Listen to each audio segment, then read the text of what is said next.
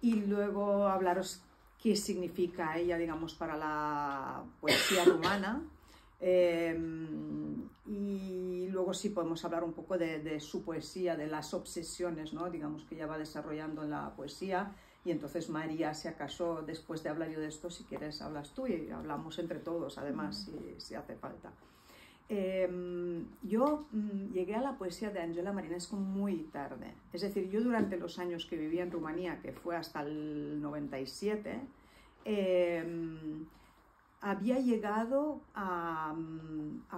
tenido acceso a una antología suya que se llamaba Cal, y en ese momento, es una antología, claro, que contenía poesía que ella había escrito. Ella empieza a publicar en el 69, si no estoy equivocada, el año es 69, y pertenece a lo que se llamó en Rumanía el neomodernismo, es decir, es una generación de poetas que empieza a publicar en los años 60. Es una generación de poetas a la que pertenece Angela Marinescu, pero también, por ejemplo, Ana Blandiana, porque Ana Blandiana creo que es bastante conocida, acaba de recibir el premio Princesa de Asturias, sus libros están traducidos en todas las editoriales de poesía española casi, bueno, desde Pretextos, luego Visor, y también en Galaxia Gutenberg hay unos cuantos volúmenes reunidos.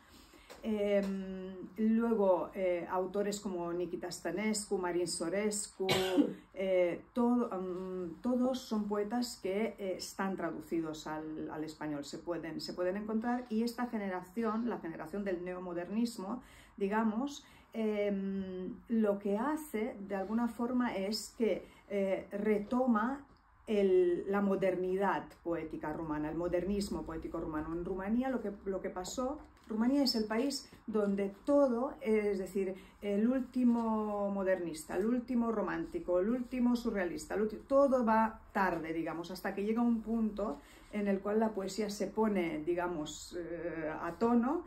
Y ya, digamos, no hablamos del último surrealista. Por ejemplo, Gelu Naum es el último surrealista. En cuanto a tiempo me refiero, ¿no? Temporalmente. Entonces, esta generación del modernismo, del neomodernismo, lo que hace es retomar algunas características de la modernidad poética rumana. Con la cual lo que pasó es que hubo un corte al llegar el comunismo después de la Segunda Guerra Mundial, y la poesía va hacia derroteros un poco digamos, fértiles para la poesía, ya sabemos por qué, ideológicamente. Y entonces los poetas de esta generación lo que hacen, supongo que también es una manera de burlar de alguna forma la censura, retoman el lirismo, digamos, de la poesía de la modernidad rumana, ponen otra vez el yo en el centro, retoman este lirismo, y por ahí que la generación de poetas se llama neomodernismo. Pero bueno, no quiero hablar teóricamente mucho, quiero ir a Angela Marinescu directamente. Entonces ella comienza a publicar en el 69, pero no es una figura conocida como los otros poetas de esta generación, para los mismos rumanos, para los mismos lectores rumanos. No están los libros de texto, y tampoco ella no es una figura, digamos, conocida poética de la disidencia, que es lo que pasó en el caso de Ana Blandiana. Entonces yo, durante mis años de universidad, no había leído nunca nada. Poco antes que no recuerdo, pero ya trabajaba en la universidad, me cae en las manos esta antología y me parece algo impresionante. Es decir, no había leído nunca nada así, digamos. Pero no solamente en la poesía rumana, sino, claro, mis lecturas en esa época iban muchísimo, digamos, en la dirección latinoamericana, poesía latinoamericana española, por hacer filología hispánica, y también inglesa, americana, ¿no? Entonces, acababa de leer, por ejemplo, Anne Sexton, y me pareció que había algo allí, ¿no? Entre Angela Marinescu, lo que leí, esa antología era una antología que alguien me había dejado y yo no fui capaz de encontrar esos libros en ningún lado. Es decir, antes de esos años después, digamos, del comunismo. Lo que quiere decir es que no se había reeditado en ese momento. Hablo con un poeta rumano que se llama Dinu Flament, que es una generación, digamos, posterior, y me dice, te regalaré lo que tengo, digamos. Y me regala un libro suyo y a partir de ahí, pues, sigo su poesía. Pero yo recuerdo que la primera sensación era decir, pero ¿de dónde sale esto en el panorama, digamos, de la poesía rumana? La relación con ella viene mucho más tarde, cuando decido que quiero traducir alguna cosa. No es para Godall, es años antes. Una editorial colombiana, en un viaje que hago a Colombia, me pide hacer hablamos de Angela Marinescu y me dice, oye, pero ¿por qué no haces una traducción? Y entonces, junto en un volumen, Angela Marinescu y Johannes Popp, que es un poeta más joven, que también murió hace poquísimo, un poeta enorme, y sale ese libro. Bueno, pasa bastante desapercibido y entonces voy con la misma idea, pero desde ese momento yo entro en contacto con ella. Cuando empiezo a trabajar en este libro, entro en contacto con ella. Es una persona, era una persona, claro, para mí es como si todavía existiera, porque nunca la conocí en persona, pero hablaba con ella cada mes, teníamos más o menos cada 3 semanas, me reservaba 2 horas, porque hablar con ella por teléfono era una cosa de larga duración. Ella era la manera de relacionarse, tenía no sé si alguien ha leído el libro. Ella es una persona que estuvo enferma desde pequeña, tuvo una tuberculosis, la adolescencia la pasó en hospitales, luego empezó a estudiar medicina y no pudo seguir debido a la debilidad, muchísimos problemas de inmunidad, cáncer, es decir, que ha sido siempre una persona con muchos problemas de salud y hablar por teléfono era la manera de relacionarse, apenas se relacionaba con gente, digamos, directamente. Y era muy curioso porque las conversaciones para mí han sido como si hubiese hecho un máster de poesía rumana. Yo he de decir que, claro, yo vine aquí en el 97 a España, me establecí aquí y en el momento en que me fui de Rumanía tenía como una especie de rechazo casi hacia lo que se estaba haciendo ahí en poesía. Bueno, por razones personales tuve casi rechazo a Rumanía durante un tiempo. Me están grabando, no sé si eso está bien decirlo. Lo quitamos, no te preocupes. No, pero es que es la realidad. Era por cuestiones personales, no por Rumanía, digamos. Y entonces estuve muy alejada, digamos. Y eso se ve porque yo me quedé, digamos, durante cierto tiempo solamente con la poesía que ya conocía desde ahí, que era el modernismo, el neomodernismo, que eran poetas ya establecidos, digamos. Sobre las generaciones jóvenes conocía relativamente poco. Bueno, luego ya me puse al día, se me pasó toda esa época personal, digamos, de rechazo hacia el país de origen, volví ahí, yo dejé atrás incluso el rumano, ¿no? Y cuando empecé a hablar con ella me sorprendió porque habitualmente los poetas mayores y ya establecidos no leen tanta poesía joven, no están al día de lo que está pasando en la poesía. Pues esta mujer se lo leía todo. Es decir, yo le dije, tengo intención de hacer una antología de poesía de mujeres rumana. Pues es que casi me hizo la antología, no la he hecho la antología, hice una antología de la poesía del siglo XX, casi me hizo la antología y tenía un conocimiento tremendo. Y luego, de hecho, lo que pasa es que ella, como dije antes, no era una voz de la disidencia, no estaban los manuales, sus libros eran difíciles de encontrar. Lo que sucedió es que la generación de poetas se llaman los poetas del 2000, digamos, los jóvenes, fueron los que la volvieron, digamos, a rescatar y digamos, la pusieron en valor y luego sucedieron diversas cosas y cada vez es una voz más conocida. Pero lo que pasó con ella es que ella se nutría de esa poesía de los jóvenes, de alguna manera. Esto de me como los versos me como los versos porque los versos son mi propia vida. Yo en el prólogo hablo de la transustanciación, digamos, ¿no? Pero no es solamente sus propios versos, que es lo que dice el verso en rumano, también es decir, es capaz de procesar toda esa juventud. Es casi, hay una poeta rumana que habla en una conversación con Luna Miguel que se puede encontrar en internet, y dice que es como una especie de madre caníbal, ¿no? En cuanto a la poesía joven. Entonces lo que pasa es que ella, todos estos poetas, sobre todo mujeres, después del 89, son los que la inspiran, y ella a la vez es como una especie de autoridad para toda esta generación, como una especie de madre para toda esta generación. Entonces las conversaciones eran muy curiosas porque por teléfono hablábamos es decir, a ella le interesaba mucho la vida, ¿no? Entonces, si tú hablabas de Anne Sexton, pues le interesaba cómo se había suicidado y todo eso, de Sylvia Plath lo mismo, pero ella no se quería parecer a nadie, ella rechazaba que tuviera ningún vínculo, digamos, con estas poetas. No sé si habíais puesto algo en el sentido de un parecido con Alejandra Pizarnik, ¿no? Es lo que decía Luna Miguel en su crítica. Pero yo no lo veo tan claro. Sí, tal vez, claro, en cuanto a concepción, digamos, de la escritura y de la manera de vivir la escritura y la enfermedad y todo esto, ¿no? De vivirla desde el cuerpo de una mujer, ¿no? Tal vez sí. Pero también hay algunas similitudes, por ejemplo, con Ingeborg Bachmann.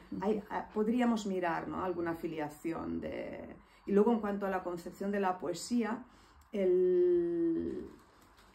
tiene un concepto de la poesía. De hecho, llamó a su libro, toda la poesía reunida hasta el 2015. En 2015 editaron toda su poesía y su prosa en 3 volúmenes, más de 2000 páginas, hasta ese momento, con el título de Su poesía y prosa. Entonces, para ella siempre ha dicho que ella no hace poesía, ella hace su poesía. Luego leeremos un fragmento de una entrevista, a ver si no llevo las gafas, necesito las gafas para poder leer. Perdón. Porque eso es muy interesante en cuanto a la concepción, digamos, que ella tenía de la poesía y de lo que ella estaba haciendo. Dice: yo hago subtexto, subliteratura, subdisidencia.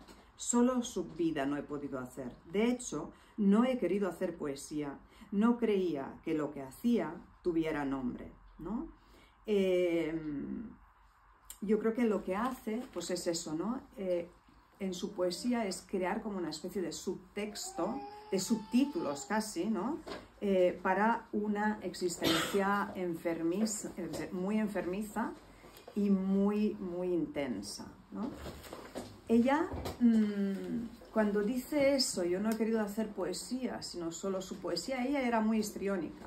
Es decir, a veces decía cosas, pero en la siguiente frase podría contradecirse, porque luego en otra entrevista dice, hay cierta, si leéis la poesía veréis que hay cierta violencia muy evidente, pero una violencia, digamos, no con el lector, digamos, puede resultar violento, ¿no? Pero incluso en el lenguaje. Y dice: no he querido ser violenta con los demás, solo conmigo misma. En un poema de Fugas por Modernas lo dice, esto es en 2000. Y de todas maneras, en entrevistas es evidente que ella era muy consciente de haber construido un lenguaje violento que no existía en la poesía rumana y que había transformado esta violencia en una energía que ella dice que había dinamitado el verso completamente. En 2010 dice: las mujeres eran más bien viscerales que violentas. Yo quise ser más bien violenta que visceral. Me considero una innovadora en el lenguaje. creé La estructura de la noche en 1979 y sabía que ninguna mujer había escrito algo parecido hasta ese momento.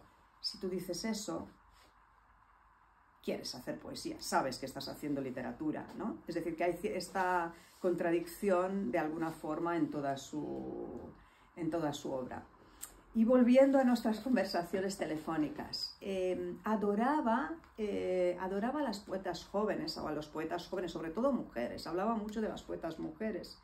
Digo, yo me hice toda una lista y ella lo que hacía ahí era ferviente defensora de la renovación en poesía. Me decía, no podemos escribir poesía como si estuviéramos hace 100 años atrás. Es decir, hay que trabajar con el lenguaje. No puedes hablar de ciertas cosas. Aludía a poetas de su generación, los destrozaba, los desmenuzaba, ¿no? Y me decía, mira lo que hace esta chica. Me acuerdo de, por ejemplo, una poeta que se llama Ruxandra Novak, un libro en el cual construye el poema construye todo el libro y los poemas a partir de la repetición. Y me leía por teléfono poemas enteros y los comentaba. Y es que yo eso no lo había visto, es lo que digo, no lo había visto nunca en una persona así, mayor, establecida, es decir, que se preocuparía solo por su poesía y por llevar a cabo su obra, pero no miraría hacia los... ¿no? Se me ocurre que es una especie de... En catalán hay un poeta que se llama Francesc Garriga, que también hacía mucho eso, ¿no? Bebía mucho de los poetas jóvenes a la vez, ¿no? Bueno, claro, con un estilo, esto se puede hacer cuando tú tienes una poética muy fuerte y que te da permiso, ¿no? Y te da el terreno para poder desarrollar. Y entonces ella eso, creía en la experimentación, creía en la renovación en la poesía y creía que había que escuchar a las voces nuevas.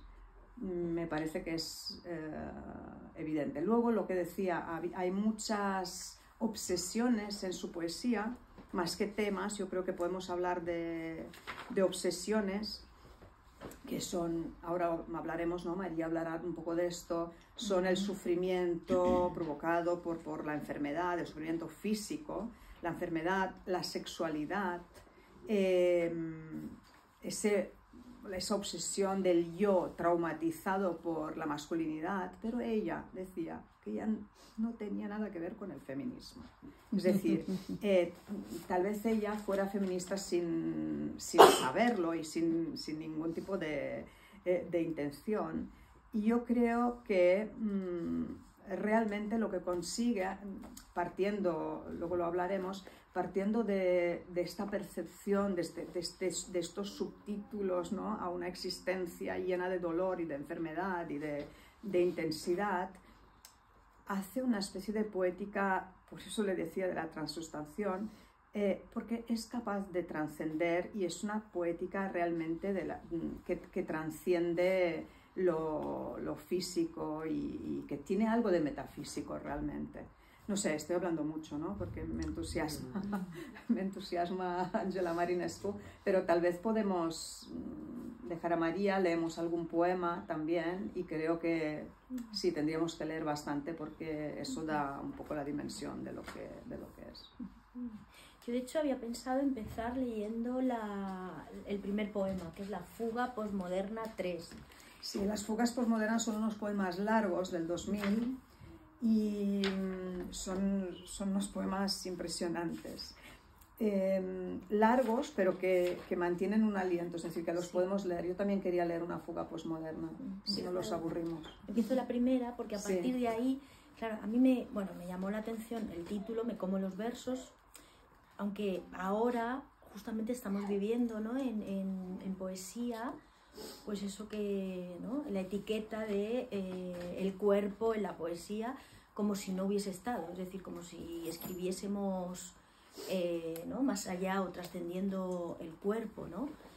Y cuando empecé con Fuga posmoderna, pues hice también una revisión de lo que era la posmodernidad, ¿no? O sea, cuando aparece la posmodernidad con Lyotard, con Foucault, con toda esta gente, ¿no? que es justo pues, la deconstrucción, la dinamitar el yo, dinamitar el sujeto, dinamitar el discurso lógico, dinamitan la ciencia, ¿no? Ahí, en una clase de Foucault decía 2 más 2 es igual a 4, pero eso, o sea, no nos importa, es decir, eso puede ser o no puede ser. Entonces, todo esto, que es la gran duda posmoderna, ¿no? Todo es un constructo. Claro, viene esta poeta y nos dice fuga posmoderna, y cuando la lees, ella justamente se posiciona en el no constructo, que es el cuerpo. O sea, la enfermedad dinamita los relatos. O sea, la enfermedad física dinamita los relatos porque hay algo más allá, ¿no?, de lo que tú puedas construir, que es esa pulsación física, no mental, sino hay una cuestión física que te sitúa en un lugar. Entonces, si tú naces con tuberculosis, tienes que luchar contra eso, tienes un cáncer, te extirpan el pecho, o sea, tú, pues, por supuesto puedes construir luego tu propio relato, ¿no? Pero yo lo que vi en ella es que, por un lado, fuga posmoderna, intenta fugarse, ¿pero de qué? ¿De la posmodernidad misma? O intenta fugarse a la posmodernidad, cuando lo que veo es un anhelo de tener un centro, de tener algo que la sujete. Y este anhelo, pues aparece además, que luego nos hablarás de esto, porque, claro, yo lo leo desde una visión como occidental general, ¿no? Pero supongo que en Rumanía pasarían otras cosas, ¿no? Porque yo lo leo con todos estos franceses y esta cosa.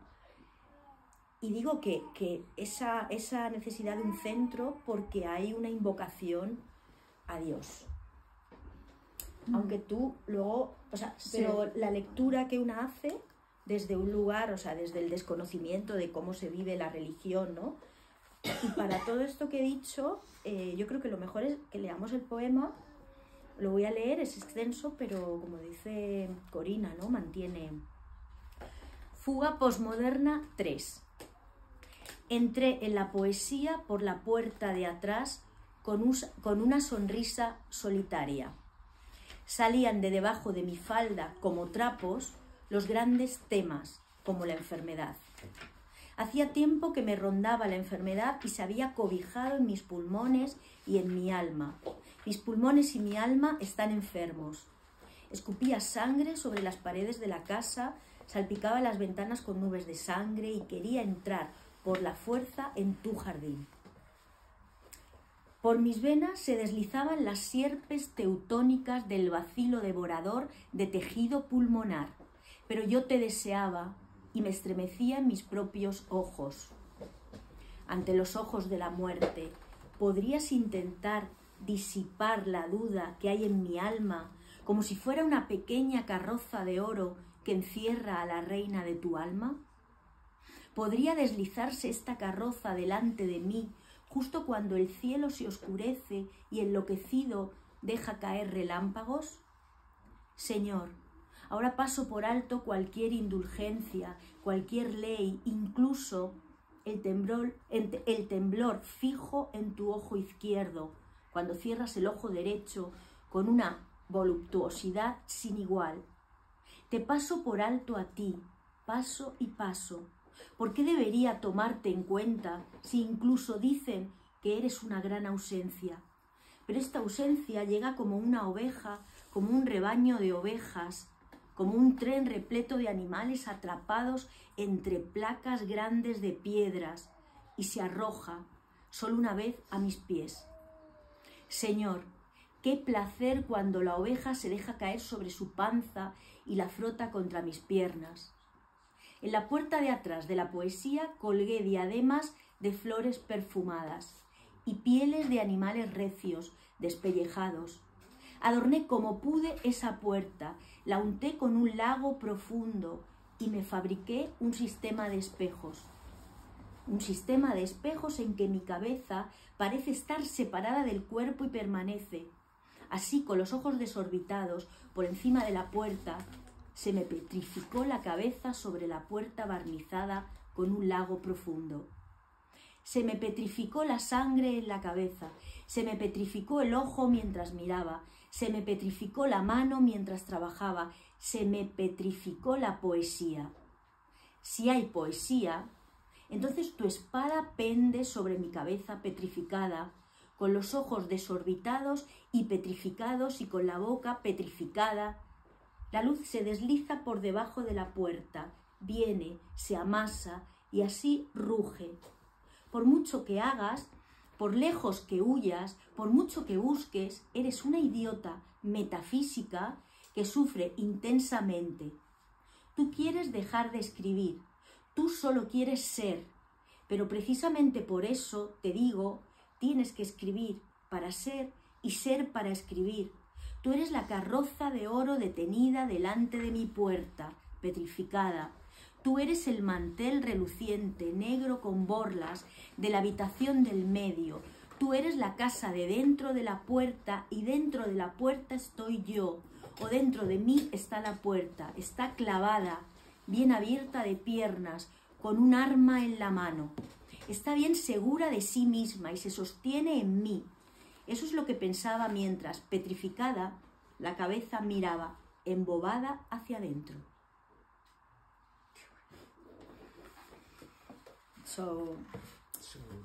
Entonces, claro, a mí todo esto me voló la cabeza, ¿verdad? Me quedé petrificada. Se te petrificó la poesía. Claro. También. Y en ese momento deseé profundamente leerla en su idioma, porque ese señor, que claro, también puede ser el señor de Pizarnik cuando dice, señor, la jaula se ha vuelto pájaro, Sí. ¿qué haré con el miedo, verdad?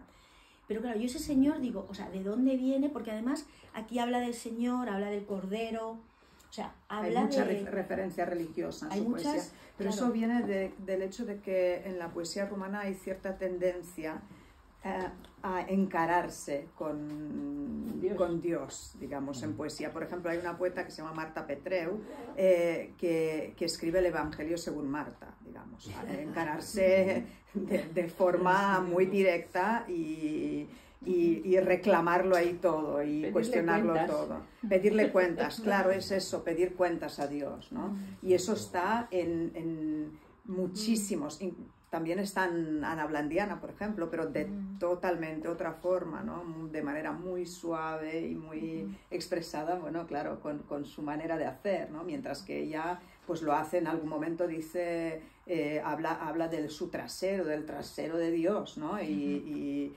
en otra de las fugas posmodernas a veces es muy violenta, ¿no? En la manera de, muy vehemente, muy violenta, pero viene de allí, ¿no? Está... Irreverente, ¿no? Es totalmente irreverente, sí, sí, sí. Claro, yo este poema, después de leer el libro, digo, esto es una poética, es decir, a partir de aquí... Todas son poéticas, Sí, las fugas ¿verdad? posmodernas, todas son poéticas. Bueno, ahora hablando de poéticas, también en uno de sus últimos libros, no está aquí, está solo en la edición catalana, hay un poema que se llama Tadzio, y esto liga con el tema de escribir artes poéticas continuamente, ¿no? Fugas posmodernas todas son lo mismo, digamos, de un lenguaje muy exuberante, digamos, y un análisis, digamos, de lo que ella realmente está haciendo, cómo está vertiendo esta vida en la poesía. Y en este poema, en Tadzio, recordamos, ¿no? Que es el personaje de La muerte en Venecia. La lectura, a mí no se me había ocurrido, pero es la lectura que se hizo, digamos, en Rumanía, es que Tadzio representa a todas estas poéticas jóvenes de las que hablaba antes, y este enamoramiento que ella tiene, ¿no? de estas poéticas jóvenes y la manera en que las fagocita de alguna forma para su poesía, ¿no? Y es un poema precioso, también es un arte poética, pero las fugas posmodernas son poemas así largos todos, y entiendes mucho, es un libro que hace que entiendas mucho lo que ella está intentando hacer. Sí, porque justamente, luego voy a leer un fragmento que conecta con esto, que es la fuga posmoderna 8, en la página 27, ¿no? Hay un momento que ella dice, Señor, ¿soy yo posmoderna? Córtale la boca al que mienta con tu sierra celeste, pone esa boca en la tierra, aguántala y entiérrala como una raíz y luego zas, córtala, que desaparezca la mentira.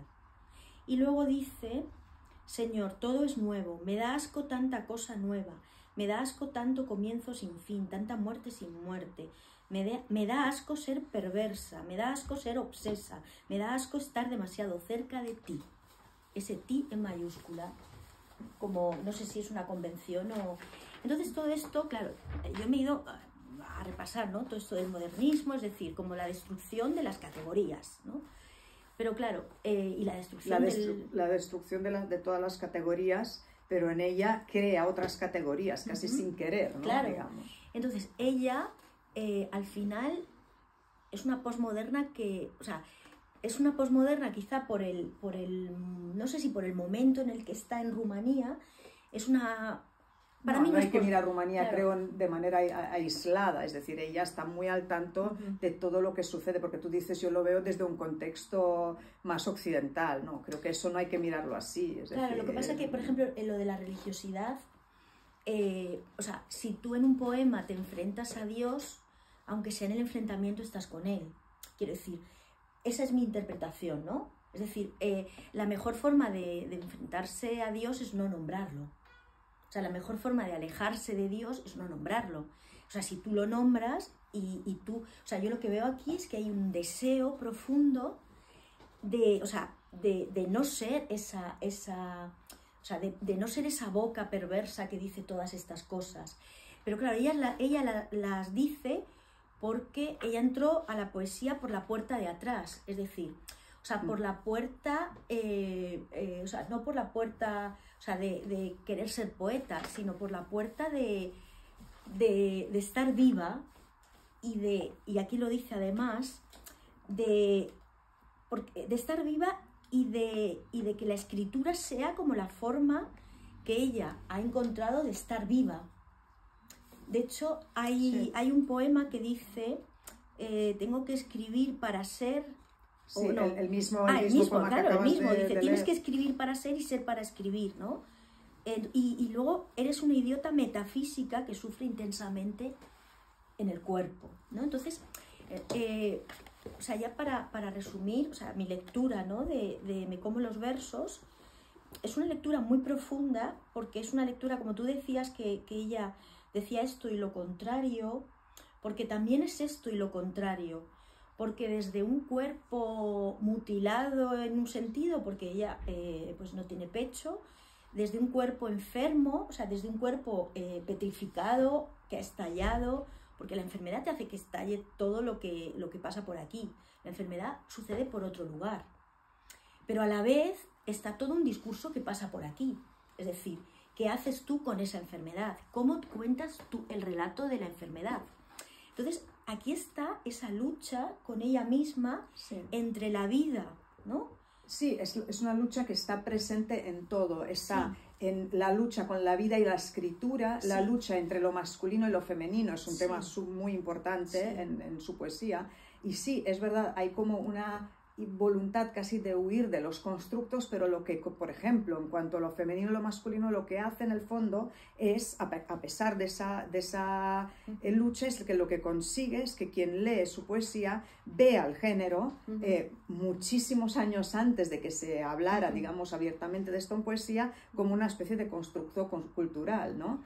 Hay un poema que ahora no me acuerdo exactamente en qué página es, que dice... Pero, sí. Dice, por ejemplo, habla de un error biológico que produce sufrimiento, ¿no? Y que pasa inadvertido en una sociedad patriarcal. Dice, soy una señora discapacitada que escribe porque no puede más. Me equivocaron el sexo. Me arranco la poesía de la entrepierna y la tiro a la calle para que se la coman los perros cojos y los gatos aburridos, ¿no? Te voy a hacer una pregunta que la verdad es que se me ocurrió esta mañana, no te la hice anoche, pero ¿tú crees que ella ha podido sufrir incesto? No creo. O sea, no hay nada escrito ni nada. No. Vale, porque sí, o sea, ella ve, o sea, el tema géneros como un No constructo. lo sé, eso no... Claro, no- pero sí Tengo ahora los diarios de ella, ella me mandó, digamos, hay unos diarios extensísimos que son alucinantes, no están en la obra completa, digamos, son de después, y estoy leyéndolos, digamos, pero no hay una referencia, son unos diarios casi literarios, donde habla muchísimo de sus lecturas, también habla mucho de ella misma y de la enfermedad, pero no, yo creo que no, realmente no creo que haya, por lo que sé de la historia familiar, por las conversaciones que he tenido, si hubiera sido eso, ella lo hubiera dicho directamente, creo que no. Vale. Hay unos versos que dice, me da asco estar demasiado cerca de ti, o sea, sigue con la figura del Señor. Hay un juego entre la figura del hombre al que ama Sí, y Dios, y digamos. Dios, sí. Eso hay en la poesía. Entonces, me da asco estar demasiado cerca de ti. Luego, intenta iluminarme a mí con la luz de este poema. Verás tú también como nada llega hasta mí. Entonces, ahí, o sea, aquí hay una lucha contra la institución poesía, es decir, la institución poesía, poetas. Por eso ella entra por la puerta de atrás, ¿no? También quiere decir que ella no ha tenido toda la atención que tal vez tendría que haber tenido su poesía por parte de la crítica. Hay muchísimos poemas en los cuales, vamos, es que es muy divertido leer y ver en qué posición los pone, ¿no? A los que leen poesía, a los hombres que escriben también en algún momento, ¿no? Habla de todo eso en sus poemas. Muchos de los poemas están, digamos, escogidos con esta intención, ¿no? Sí, y todas esas referencias a soy Pero un hombre... sí que es cierto que en el fondo ella se identifica siempre con el margen, con los marginados, pero sí que es cierto que hay como un anhelo de pertenecer, de estar, sí que es cierto que pero es así. Claro, y eso además sucede, o sea, Alejandra Pizarnik era tartamuda.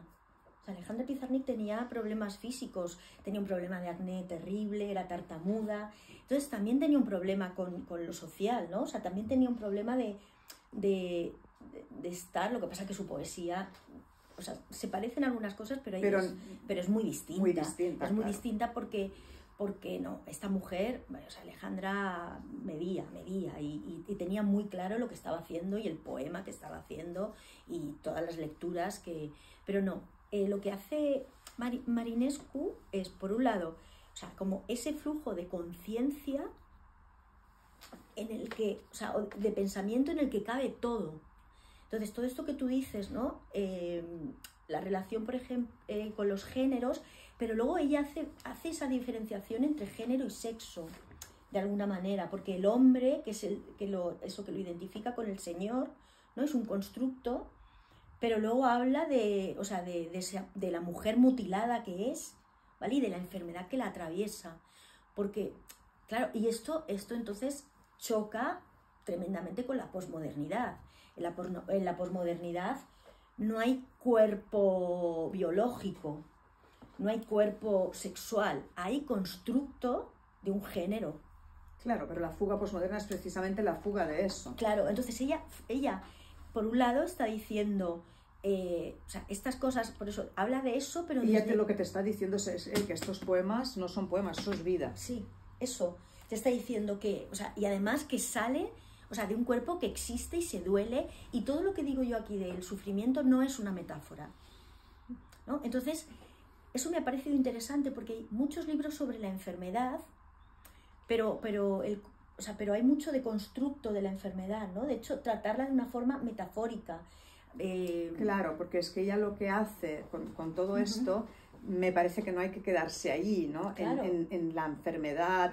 Ella lo que consigue, y creo que es el logro más grande que tiene en la poesía, es desde ahí, desde ese lugar, a conseguir una innovación del lenguaje, ¿no? Y a partir de eso, una ampliación de significados. Claro, y ¿no? de sí misma también. Quiero decir, y crearse, o sea... Construirse. A partir de hecho, es muy significativo esto que me has dicho ahora, que no lo sabía. O sea, ella se comunicaba con la voz, es decir, o sea, no podías quizá quedar con ella, no podías físicamente verla, ¿no? Sí. Porque ella también tiene este problema con su propio físico. Entonces, no sé, yo interpreto, o sea, como esa voz esa palabra como, o sea, una expansión para poder ser más que eso que ella era y que se siente. O sea, muchas veces, o sea, cuando hay un cuerpo mutilado, cuando hay un cuerpo desajustado con el sigo mismo, ¿no? Con el ego, tú necesitas de alguna manera, o sea, expandirte y decir, yo llego hasta allá, aunque mi cuerpo no. Entonces, la voz, que es la poesía, que es la vida, o sea, es una expansión de este ser humano humanísimo, humanísima, ¿no? Entonces, claro, yo he podido ver aquí, o sea, he podido entrar como si tocase ese cuerpo. Porque lo que hace, de hecho, ella es como si la poesía fuera su cuerpo, es como si fuera un organismo en sí, ¿no? Con un sistema linfático y yo qué sé, y sanguíneo propio, ¿no? Digamos, la poesía. Ella alarga su ser, su cuerpo en esto, en la poesía.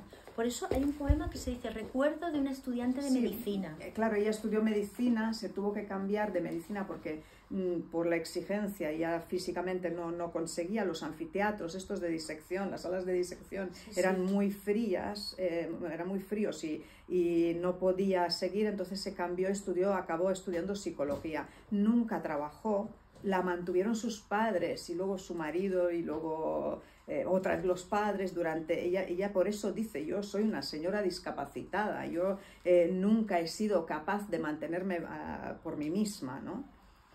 Sí, leamos si acaso algunos poemas más, ¿no? ¿Cuál era el poema que querías? El de Recuerdo de una estudiante de medicina. Para terminar ya con esto, claro, Recuerdo de una estudiante de medicina, es la página 107. Si os parece, es un poema corto, por lo tanto lo leo yo en rumano y Marian, y así la escuchamos un poco también en... Perfecto. Amintire de medicinista. L'autopsiile la care am participat, vulnerabilă la frig, cu ferestrele larg deschise în orice anotimp, de-a lungul anilor, ca studentă la medicină, cu formolul răscolit de mâinile noastre inepte și precise, ca orice instrument tehnic aplicate direct pe mort, niciun cadavru nu a fost mai aproape de perfecțiune, de revolta lividă și cenușie și de obscenitatea ultimă, aceea care te mai ține în viață la sfârșitul vieții, ca poezia. Recuerdo de una estudiante de medicina. En las autopsias en las que participé, vulnerable al frío, con las ventanas abiertas de par en par en cualquier estación, a lo largo de los años, como estudiante de medicina, removíamos el formol con nuestras manos ineptas y precisas, como cualquier instrumento técnico, aplicadas directamente sobre el muerto. Ningún cadáver estuvo más cerca de la perfección, de la rebelión lívida y plomiza y de la obscenidad última que nos mantiene vivos al final de la vida, como la poesía. Si os parece, leemos unos cuantos poemas, ¿no? Un poco ilustrando, porque estamos hablando mucho y creo que les debe apetecer leer un poco. Exacto. Luego el 75. Vale, leo primero el 55, que es el poema que da título a la antología, que dice: intento comerme los versos, intento poner mi cara del revés, intento pisarme a mí misma, intento ser alimento para tontos, intento dejar de aprender, mejor estar colgada de un palo como la víctima más criminal de Vlad Tepes, el de la nariz grande, intento ya no estar sola, metérmelo en la cabeza, intento dejar de ser mala, pero soy el mismísimo diablo con piel de terciopelo, intento recorrer libremente el antiguo camino del amor. Mi verso más sospechoso está rígido, de pie, vestido con un smoking negro. Intento dejar de ser vulgar, aunque me cuesta mucho, intento ser pequeña, aunque tengo aún más miedo, intento disfrutar la vida sin mover un dedo. Ya no puedo ser sincera. Lo que he escrito ya no me satisface. Soy brutal y masculina. Ahora en mi comportamiento, cuando vestida con piedras compactas, me prendo fuego desde el paladar. En la página 75, ¿lo puedes leer tú en rumano? Sí, sunt surda și mută. Léelo primero en español, porque así entenderán el rumano. ¿Qué es la 55? 74-75. Soy sorda y muda. Soy sorda y muda porque escribo. Soy ciega y tengo la lengua cortada porque escribo. No puedo hacer el amor contigo porque escribo. No puedo sentirte porque escribo. Ya no tengo sangre porque escribo. Solo el diablo muestra su cara fina en la oscuridad de la noche porque escribo. Solo el diablo destruye en mí la poesía porque escribo. Sunt surdă și mută pentru că scriu. Sunt oarbă și am limba tăiată pentru că scriu. Nu pot face dragoste cu tine pentru că scriu. Nu pot să te simt pentru că scriu. Nu mai am sânge pentru că scriu. Numai dracul își mai arată fața fină în întunericul nopții pentru că scriu. Numai dracul distruge în mine poezia pentru că scriu. Hay un poema que es muy fuerte. Ella tuvo una... Bueno, leer el poema, no voy a explicar nada. Dice, hace unos 25 años que no voy a Arad. Este es el primer poema que traduje de ella, en un papelito que me dejó muerta el poema. ¿En qué página estás? En 67. Hace unos 25 años que no voy a Arad. Esa ciudad se me ha subido a la cabeza como un falo. Cuando una lágrima se me cae de la cabeza, a la ciudad se le cae la última gota de esperma de hierro. Y Eleonora se suicidó en la vía del tren a las afueras de la ciudad, más allá del nuevo Arad donde vivían los suavos, con su ternura honda e inmóvil como la muerte dentro de mis ojos. Eleonora puso las gafas y el bolso al lado y se acostó con la cabeza sobre la vía. Nosotros la vimos después de que hubiera pasado el tren. La cabeza estaba a unos 3 metros. No supimos cómo hacer para que volviera a ser solo una. En el entierro había solamente un ataúd. Ella estaba tapada, creo que ya he escrito antes sobre ella. Aunque era la hermana de mamá, creo que fue mi otra hermana. Siempre quiso casarse y se iba a Moldavia a buscarse un amante. Volvía siempre sola y desconcertada como un pájaro herido en el ala. ¿Quién sabe qué le ocurriría por ahí? Mi padre la pegaba, yo miraba sus ojos tristes, me pedía que me sacara las bragas para verme el sexo joven. Yo accedía ciegamente, la quería, me daba mucha pena. Se me ponían rojos de repente los senos cuando la tocaba, me volvía de una belleza inhumana. Ella era una discapacitada y yo era Cristo. Después de su suicidio, los papeles se invirtieron. He pensado en el poema después de tu pregunta, digamos. En cuanto al incesto.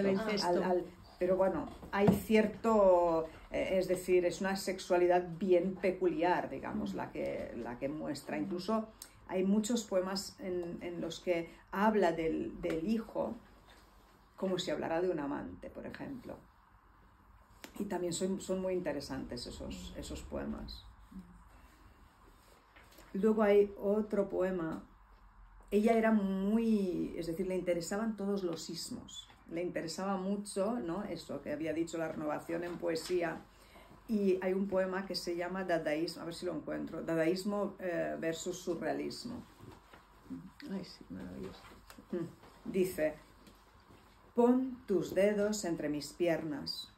Ya no soporto el acto sexual, que me parece dadaísta, mientras que los dedos se mueven surrealistas y reparadores.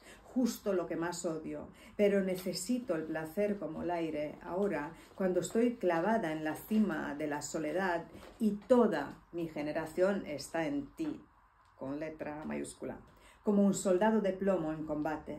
No sé qué otra cosa podría hacer que escribir despacio y libremente, como una lluvia fría de primavera.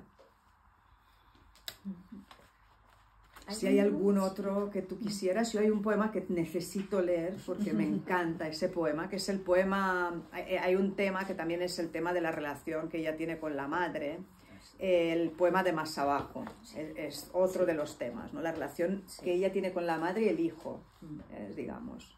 ¿Ella fue madre? Ella fue madre, sí. El poema de Más abajo, es un poema que está en la página 113.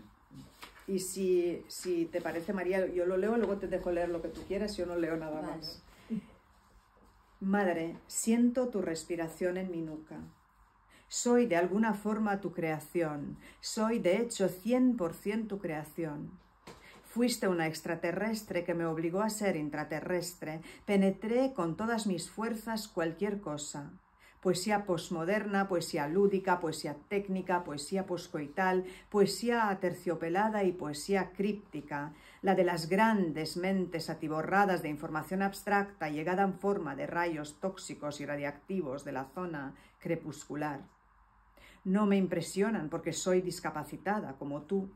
Fui un obstáculo programado por ti, madre.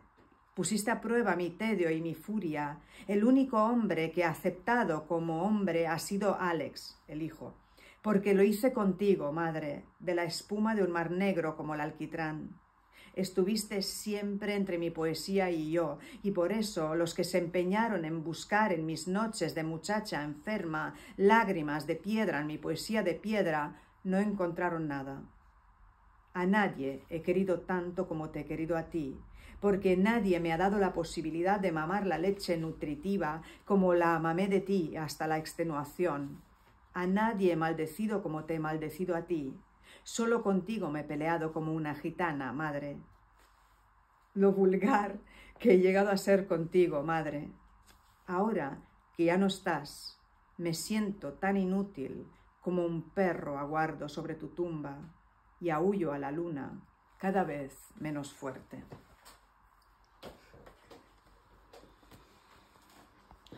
Sí. El tema de la madre. Había notado un fragmento, pero el de flamenco también es un poema ¿no? que te zarandea. Flamenco. Algo queda para mí. No digo que sea mucho ni poco, algunas migajas. Mis parientes de sangre son discapacitados. De ellos heredé seguramente el instinto de rebeldía, pero en su contra me rebelé racionalmente. Lo que escribo ahora se lo dedico a mis parientes de sangre, sobre todo a mi madre, que siempre me empujó a que solo aceptara la escritura llevada al límite, es decir, escribir o no escribir. Cuando llegaba a la orilla se desmoronaba. Mi madre soltaba un fuck you, echando espuma por la boca y me arrancaba de entre las cañas batidas por el viento. Cuando llegaba a la otra orilla, la orilla se desmoronaba. Mi madre soltaba un fuck you, echando sangre por la nariz y la boca y me arrastraba hacia las cañas batidas por el viento. Quería, tal vez, que siguiera mamando esa leche espesa de su pecho izquierdo. Sabía que no servía más que para mamar su leche. Eso significa ser discapacitado, no servir para nada, ser un parásito, un zángano, una lepra. De hecho, si me pongo a pensar, poniendo también a mi padre como ejemplo, orgulloso y holgazán, tiro a la basura la diligencia del surrealismo, del onirismo y de otros ismos que tienen como único síntoma el hecho de que siguieron al dadaísmo e intentaron, pobres ismos, con perfume decadente de hipoesperma, recuperar lo que de él, el primero, el divino, negó deliberadamente, negó y luego murió, como la poesía, una especie de política formal del poder de la poesía, de romper con la poesía. Tal vez venga un matemático, tal vez el horizonte lejano y solitario, tal vez un pájaro inmóvil sobre el cielo frío como el hielo con las alas abiertas. Bueno, genial. Voy a leer otro. He dicho que no abro la boca, pero tengo que leer este poema. ¿Estás en vicia? Estoy en vicia. Una mujer no es otra cosa que un canto de cisne. Bueno. Una mujer no es otra cosa que un canto de cisne. Una mujer no es otra cosa que un despojo fosforescente que se masturba, un trozo de carne roja, magra, buena, sana, fibra, mercancía, que tiene que ser violada por un cerebro ajeno. Yo nací ya violada por mi propio cerebro. Qué burra. Fuerte este poema. Una mala bestia. Si no estoy inspirada, no escribo. ¿Esto lo he leído? No. Esto es una fuga posmoderna. Sí, pero está en otro bloque. ¿Sí? Está en el bloque de Me como los versos, en la página 59. Ah, entonces no lo es. Si no estoy inspirada, no escribo. Y ahora no escribo, sino que contraescribo. Provoco siempre algo que ya no está. Ya pasó la época en que no sabía lo que hacía, y la distancia entre mí misma y el sexo huesudo del esternón se volvía más grande que el desierto. Este esternón soy yo, enfermo, como una mujer sin pechos o como un hombre tartamudo. Mis manos tocan demasiado a menudo la belleza. Me repugnan los pies pequeños en los hombres. Me gustan los marcianos que tienen un 100 de pie y un CEI de más de 300 en el sexo y en la cabeza. Escoge de una vez. Me da un empujón la vecina, marcianos o terrestres. Hago Skanderbeg en una playa inmensa y vacía, sin arena, solo con luz a chorros y noche a montones. Quiero otra vida para mis palabras, que chupan en vano el líquido que me trago con un asco inmenso. El asco es la base y el mástil, es la cama y la nube, es el zángano y la bandera, es la poesía y la prosa. El asco es historia. No puedo callar. La última. Ahora leemos el último. Porque, claro, estoy como en diálogo con lo que está diciendo ella, ¿no? Dice, esto es el último libro de poemas que escribió, que es un libro que se titula Los pájaros en el cielo gritan, del 2021, y son unos poemas breves, fantásticos. Dice, te escupo, poesía, esto es poesía. Energía oscura, te escupo, esto es poesía.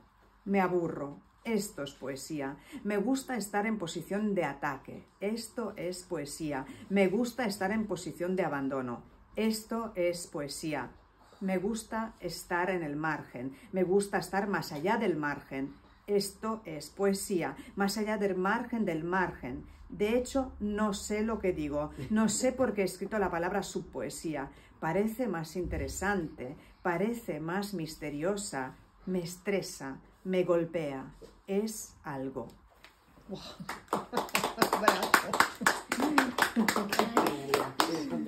¿Quieres contraatacar? Sí. No, claro. María contraataca. Me decías, mi cuerpo es político, y luego te dormías exhausto, el trabajo es política, y me metías a la fuerza pan salado en la boca, y sobre mi lengua roja como una flor carnívora, como la flor del desierto del Sáhara. La manera en que la sal extrae la humedad de las cosas es una cuestión política. La sal es el nazismo esencial de la saliva, y la sangre es el comunismo y el totalitarismo de pétalos interesados en la velocidad de las flores, alrededor de los ataúdes sombríos. La sal es la muerte, la sal es la única sustancia sin defecto, entonces entiérrame en sal, para convertirme en una ciega que ve su propia subpoesía. El nudo se está tensando. Bueno. ¿Y qué pensaban los hombres, los señores de la crítica, cuando aparecían estos poemas? ¿O los ignoraban, que es el método más habitual de...? Bueno, la verdad es que no he leído mucha crítica La ignoraban. reciente, digamos, pero sí lo que se escribió digamos, al inicio, porque claro, estos son poemas que ella publica después del 2000. Hemos de pensar que desde el 69 hasta el 2000, bueno, mira, hay una cosa que he dicho que me callo, pero sigo. De hecho, hasta el 2000 ella empieza en el 69 con un libro que se llama Sangre Azul, que tiene una clara influencia expresionista. Trakl, por ejemplo, es uno de los poetas que ella lee mucho en esa época. Luego va publicando cada 3 años un libro, 2-3 años. Cera, poemas, los poemas blancos, la estructura de la noche, blindaje final, Cal, el parque, el gallo que se escondió en la cortadura. Es toda una poética, decir los títulos de sus libros. Skanderbeg, todo esto es antes del 89. Entonces yo sobre eso leí y ella, por ejemplo, tiene un lugar, es decir, el valor está reconocidísimo, ¿sí? pero su poesía no se encuentra, es decir, que no hay la cantidad de reseñas, la recepción que tendría que haber tenido su poesía, más en un país donde realmente la experimentación es muy valorada en poesía. No es una poesía con una tradición. Bueno, ahora voy a decir algo raro, es decir, pero pienso que es así. En las tradiciones en las poéticas donde la tradición es muy poderosa, la renovación es mucho más difícil de hacer, ¿no? Sí. Entonces, eso pasa, por ejemplo, en España, Sí. pasa, no digo que no la haya, sí, pero que ha Totalmente. tardado, pasa en Italia, por ejemplo, pero en Rumanía no pasó eso. Entonces, es un fenómeno ciertamente extraño, que haya que pasar tantos años para que su poesía sea visible, sea reeditada, sea, por lo tanto, ya puedes imaginarte cuál es la reacción de la crítica. Pero sí, los grandes críticos la ponen en su lugar y reconocen su valor en ese momento, ¿no? John Pope, que es uno de los teóricos poéticos más importantes, digamos que la adora. Entonces no puedes decir que no hubo una recepción favorable, pero ni de lejos la cantidad de reseñas que debería haber habido o ponerla en el lugar. Ahora, después de esta recepción por las generaciones jóvenes, hay bastantes artículos que he leído de Marian Minko, que es uno de los críticos más importantes, que saben ver bastante bien cómo están las cosas, digamos. Es decir, hay de todo, ¿no? Pero las cosas han cambiado mucho con respecto. O sea, provoca. Sí, o sea, pero es casi una institución, digamos, ahora. Hay mucho respeto a su poesía. Ahora sí, pero ahora cuando sí. aparecía, o sea, la gente se sentía insultada. No, era ignorada. Todo eso era silenciado. Era como una especie de poesía underground. Pero porque puede ser por el desasosiego que provoca y provoca incomodidad. O sea, cuando la lees, o sea, porque si la lees... Sí, es una lectura. No, pero no solo porque conmocione, ¿no? De lo que Angoje, no, hay una incomodidad, por ejemplo, sexual. O sea, por ejemplo, si se lee desde, si se lee desde el lesbianismo, o si se lee de la heterosexualidad, o si se lee... Quiero decir, y ahora está siendo leída mucho desde esas perspectivas. Claro, pero desde... Y los artículos son mucho más abierta y claro. muchísimo desde lecturas hechas por mujeres, claro. Realmente. Sí. Es que yo, fíjate, siento que con quien sí dialoga o quien a mí me recuerda es Angélica Lidl. O sea, el teatro de Angélica Lidl... Ella dialoga sin saberlo. Sin saberlo, completamente. No, pero quiero decir que esa especie de vómito provocativo, o sea, que es como contra todo, y desde el sexo y desde el... O sea, pero es que ella... O sea... Pero creo que en Angélica Lidl hay algo muy diferente. Hay como la voluntad de frapar, de provocar. Y en esta mujer... eso no es lo principal, aunque, mira, ahora que lo estamos hablando, en una de las conversaciones, déjame decirlo por favor, me decía, mira, acabo de encontrar toda la justificación de mi poética, me dijo, y me dice, acabo de leer el Michel Serres, El contrato social. ¿Sí?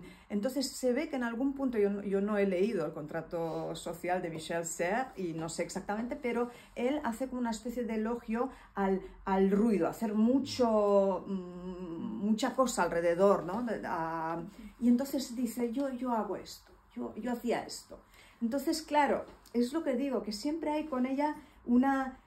incertidumbre de si es querido o si no es querido lo que está haciendo, pero creo que la esencia es la necesidad. Pero porque el lugar de enunciación es el lugar de una discapacitada, es que eso es fundamental. Quiero decir, una cosa es, por ejemplo, estar, nadie está bien, todo el mundo tiene traumas, ¿no? Y luego los vuelcas. Sí, es verdad, estamos muy mal. Claro, y los vuelcas, ¿no? Y entonces los vuelcas y eres irreverente y eres rebelde, y entonces, bueno, Angélica Lidl. Pero es que ella enuncia desde un lugar de la discapacidad, y ese lugar es un lugar lleno de rabia. O sea, el lugar de la discapacidad y el lugar de la enfermedad es un lugar, o sea, primero que es, o sea, donde a veces no querrías estar, y si estás en un lugar en el que no quieres estar, la cólera, o sea, la rabia, la ira, tiene otro, o sea, para mí... Sí, pero yo creo que, como dice ella, la violencia, esa ira, la violencia que ella tiene es una violencia consigo misma y con el lenguaje, digamos. Sí, pero la discapacidad provoca eso. Pero es Quiero que decir, a mí Sí, lo sí, que me claro, parece es una cosa que un pez que se muerde la cola. Es que ella es como un aullido con patas, o sea, es... si pudiéramos revertir las cosas al pasado, ella es la vanguardia por excelencia, con faldas, pero no desde la intelectualidad, No, exacto. sino desde las tripas. O sea, que más no se puede ser vanguardista. Entonces, ella, todo, no solo su pensamiento, sino sus tripas, la dicen, fuera, tienes que estar fuera. La discapacidad, que la está diciendo constantemente. Es que la poesía es su forma de pensar. La discapacidad es estar estoy fuera. fuera, Pero es que la estoy discapacidad es fuera. estar fuera, No, claro. no soy capaz, O sea, estoy fuera. cuando- Es la rebeldía constante, permanente, auténtica desde los bajos, ¿no? Sí, sí. Entonces es, bueno, Y además la discapacidad... es la verdad incluso, claro, pura, que es a lo que puede aspirar mayormente un poeta, que se diga poeta, de corazón, no de mente. Entonces, pues es la verdad pura lo que yo encuentro en esta mujer, ¿no? Llegas al territorio del espíritu, de la espiritualidad. Ya no hay coco, ya no hay mente, ya no hay elaboración racional. Hay algo más que está... O algo más, pero Y- que está y- aquí. Quiero decir, lo Sí, que hay sí, son sí. células enfermas... Sí, pero ella lo aborda desde el espíritu, no lo aborda desde el pensamiento Sí, claro. racional, ni desde la queja vulgaris de la sociedad, hay que maltratada claro. estoy, no sé Sí, qué, sí, sí, sí. sino que la aborda desde el alma, tía, desde el alma. Pero por eso, para mí, o sea, cada vez Porque más veo es que en cierto lo que lugar tú dices, de- porque en así, ningún en momento lugar de hay como enunciación- una sensación de victimismo. No, por ahí hay. no, esa- claro. Es como un grito de guerra permanente, ¿no? Y de rebelión, pero no de qué se trata que me opongo, como diría el intelectual, sino porque ella lo Claro, siente. no construye, porque Es ella su no, alma la que grita. ella lo que no grita hace es su alma. construir una Y oposición. se pelea contra la poesía Claro. y contra Dios y contra todo lo que se mueva, Claro. que la Pero provoque porque eso esa... hacen mucho, o sea, esa eso rabia. hace el 99 personas, o sea, el 99% de personas con discapacidad, o sea, hay un momento en el que primero están fuera, entonces ella está fuera de la institución poesía, fuera de la institución, o sea, eso que De decía todo, Adrián Verdad, Rich, además ¿no? habla de las instituciones Claro, es de que, las que está claro, la fuera, maternidad es una institución, la poesía es una institución, porque ella en sí no es normativa, entonces se acoge a lo menos normativo del discurso, que es la poesía. O sea, que entonces el lugar de enunciación, por eso el lugar de enunciación es tan importante y a veces no se tiene en cuenta. O sea, claro, es que tú puedes escribir el gran poema de Gaza desde tu salón, porque la literatura es una ficción también. Pero cuando lees a Darwish, el joven, que no recuerdo ahora Najuan. eso, tú ves que no es lo mismo escribir el poema de Gaza Desde ahí mismo, desde una o sea, identidad. claro, desde la identidad, desde el lugar de enunciación Desde el alma. Sí, sí. de allí, ¿no? Entonces esto lo que hace es que te ofrece, o sea, es como si abrieses y vieses su cuerpo. Es muy auténtico, Abrieses, lo que hace es claro, que da una entonces, sensación Angélica de Linder verdad. ha construido a partir verdad. de X, ¿no? Que tampoco sabemos, todo un discurso, pero hay una construcción de rebeldía, ¿no? De paté. Bueno, pero mucho aullido, también hay mucho aullido Sí, pero- genuino. También hay aullido genuino. Pero Sí, sí. de adentro no lo piensa. ¿Queréis alguien más? ¿Quiere comentar? Son los dos, tío, son. Vale, vamos a tomar una caña. Vale. Yo no sé cómo es la experiencia de traducirla, porque hemos escuchado que la traduzca más. hemos escuchado las dos veces, Sí, la las dos traduzco más. voces. Va a salir, van a salir más cosas. Eso. Pero La experiencia me de suena mucho más traducirla rítmica en rumano que en castellano. Y ahí no es sé si es... muy arrítmica también en rumano, Sí, también. muy arrítmica. Con lo rebelde que es, no creo que se sujete a mucha norma de ritmo ni de nada. Escuchar que había unas va más allá. vocales repetidas. Hay un poema con muchas síes, no sé para las síes. Sí, uno de los cortos. Sí. Sí, que tenía mucha I, mucha I, mucha I. ¿Cuál Es es la una letra muy palabra? extraña para nosotros en castellano, porque la I... Bueno, porque en rumano los plurales, por ejemplo, se hacen como en italiano, posclítico y con I, digamos. Bueno, sí. ¿Cuál ha sido la palabra? Es decir, copil es copí, entonces eso en rumano lo vas a notar mucho, suena mucho porque eso no existe en español, ¿no? ¿Alguna palabra que tú dijeses? O sea, claro, como rumana. No es un O alguna expresión. No es, no es difícil, algo ¿no? que sea, es romance, claro, muy complicado a ese nivel. Creo que lo que era complicado en esta traducción, si me paro a pensar, era conseguir, digamos, el ritmo, la violencia está en el lenguaje, ¿no? Un poco sincopado, que es así también. Ella basa el Sí, ritmo eso era en lo la que repetición, realmente, sí. más que en los temas métricos, ¿no? Habituales. No, nada que Sino ver en la con la repetición. métrica, Ella nada que repite, ver. repite. Y en la ruptura, ¿no? De Sí, eso, ¿no? O sea, pero ahí está muy marcada También la depende repetición. de los libros, porque formalmente no es lo mismo su poesía de los inicios. Claro, yo estoy traduciendo a partir del 2020, ¿no? Y en la primera parte, claro, es evidente, también es clarísima la evolución, digamos, en su poesía y en su poética.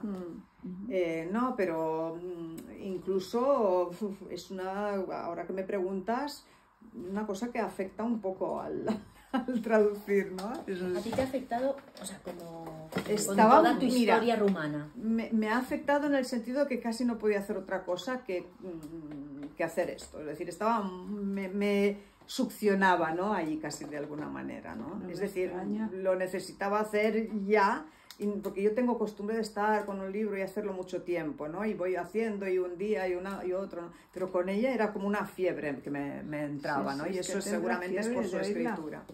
No, y es que se ha visto en la presentación, ¿no? En casi el duelo poético de yo ahora este. Y siento que el traducir y el entrar en la obra, y mucho más habiéndola conocido y teniendo su voz como de fondo, ¿no? Como entiendo que es un poco como ese proceso que puede vivir un actor o una actriz que se mete en un papel muy fuerte, ¿no? Que realmente cuando te bajas del escenario sigues siendo ese personaje que estaba ahí. Bueno, es que meterse en el lenguaje es como meterse en el cuerpo, ¿no? De algún modo. Más en este caso, que casi es su cuerpo extendido, ¿no? Te metes en un grito. En un grito. Claro, con un grito succiona, desde luego. ¿Te ha influido en tu poesía? Seguramente. Claro, supongo que las cosas que escribe, que traduces te influyen. Yo Pero creo quiero decir que de repente, o sea, cuando lees a alguien y te ves que la pulsión de escribir y ahora dices, pero esto... Mira, por ejemplo, me han poseído, he escrito un libro que es muy diferente a mis libros anteriores, que es un libro escrito con mujeres, es decir, todos los poemas parten de un impulso, digamos, puede ser una escritora, puede ser una poeta, bueno, puede ser una artista plástica, una cineasta o lo que fuera, ¿no? Solo hay un poema escrito con ella y con dos otras poetas rumanas, de hecho, porque es un concepto, esto del poema de más abajo, el poema más bajo que leí, había una polémica entre el poema alto y el poema bajo. El poema alto es el poema muy lírico, muy trabajado, y el poema bajo es ese tipo de como casi antipoesía, ¿no? Lo de Nicanor Parra. Más arrabalero. Sí, exacto. Entonces, yo creo que siempre he estado entre esas dos cosas y por ejemplo, escribí ese poema con ella, ¿no? Es decir, que evidentemente... pero para escribir una poesía así, para que te influya, tiene que salirte ser violento, es decir, no, porque si no es impostado, ¿no? Entonces no lo sé, todo lo que lees, todo lo que escribes, algún pozo queda, ¿no? Es decir, seguro que me ha aportado, ¿no? Que llega un punto que aunque tú quieras emular a alguien que te gusta mucho, que has leído y que te flipa, pero como tú no tengas eso dentro de ti, por más que te esfuerces, te va a salir impostado. Claro, eso no puede ser. Es que la poesía, si algo nos diferencia unos de otros, y esa es su grandiosidad, es lo único, cada poeta es único. Y eso forma parte de su forma de ser, de su bagaje experiencial, de su conocimiento, de su análisis de la vida, de cómo es él, de cómo y su personalidad y cómo siente. Entonces eso no lo puede coger nadie más que tú. Tú eres como eres y así va a salir tu poesía. Sí. No puedes Cada eludirlo. uno tiene como su terreno, su cosa. Sí. Es como un espacio Eso. físico que ocupas, Tú ¿no? puedes- como tú- ese espacio físico eso. que ocupa la gente antes de morir. Eso. Y eso es también, Tú ¿no? puedes, Está ahí la a poesía. ver, tú de puedes alguna forma. aprender el oficio, entre comillas, el oficio, y aprenderlo de puta madre, pero luego el último grito es lo que sale de dentro de ti. Y si vas en contra de eso... Y eso no se es, puede ocultar, va a salir en tu poesía. Sí, sí. Y ni se puede copiar, claro. Bueno, queridas. Ojalá encuentre lo que os iba a decir antes que estábamos hablando, una cosa que me pareció muy bonita. Ella, claro, yo después de que ella muriera tengo comunicación con su hijo. Como dije, solo hablamos años enteros por teléfono y el año pasado en septiembre fui a Bucarest al Festival de Poesía, la llamé y ella estaba un poco enferma, le daba miedo de no coger algo, siempre estaba con el tema este de la inmunidad, ¿no? Y entonces yo también estaba muy lejos donde vivía y entonces dije, bueno, creo que lo dejamos para otra vez. Claro, me sabe muy mal porque era la última oportunidad, claro, yo no lo sabía, que era la última oportunidad que tenía. Ella estaba como muy agradecida, este libro no lo había visto, sino el libro en catalán y el libro en español, que jamás le llegó a ella, solo había visto la portada. Es un libro que salió en Colombia y estuve como yo 3 años sin verlo tampoco, ¿no? Es decir, que no lo...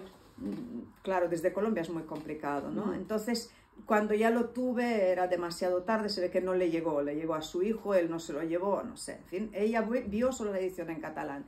Y lo último que le dijo a su hijo era que ella quería que yo tuviera los derechos, que no lo tuviera él, que los tuviera yo, ¿no? Albacea.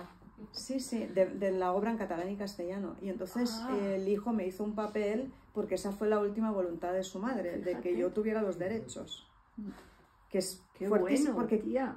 lo que no Buenísimo. recuerdo, había sido traducida, pero poco, digamos. Todo esto ha empezado, pero tal vez en ese momento en libro, cuando yo hice el libro, que debía ser por el 2017, no había todavía un libro traducido, o igual algún país excomunista, que no sé eso para ella lo que significaba, y creo que le dijo algo así, porque la conversación fue con el hijo, ¿no? Sí, que tuviera yo los derechos. Magnífico. Hizo un papel y sí, tengo yo los derechos de ella, es decir, Ya que puedes puedo hacer lo que me sacar pareciera con rentabilidad su del obra. asunto.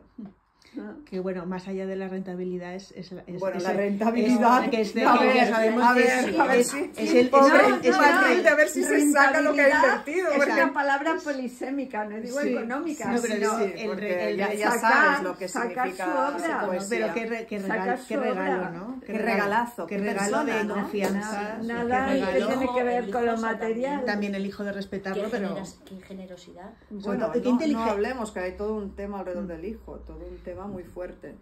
pero bueno, Eso inteligente. es otro tema, es Tomando otro tema que vino. mejor no hablar. Ahora lo hablamos con el vino, pero desde Sí, luego fue sin inteligente. vídeo ya. O sea, fue Sin inteligente. vídeo, porque no claro, quiero decir sin mucho. vídeo. Pero que fue inteligente, ¿no? Porque al final, si la obra está en tus manos, va a estar mejor que en ningún sitio. O sea, quiero decir que eso es. Claro. Bueno, pues nada, Yo voy a hacer lo posible para que Está en que tu mano salga, ¿no? traducirla, sacarla, popularizarla, en fin, todas esas maravillas, ¿no? Y yo creo que hay hambre de Marinescu. Claro, Hay hambre. de Bueno, verdad, Bueno, siempre es hay que alma. es Y un ella es pura verdad. descubrimiento. Muchísimas gracias. Y sí, ya sabéis que la poesía pues es una cosa para the happy few casi. Así que me he encontrado unos cuantos más few. De few en few y tira por Few and few. A ver si, ¿no? Porque Matilde, por ejemplo, apaga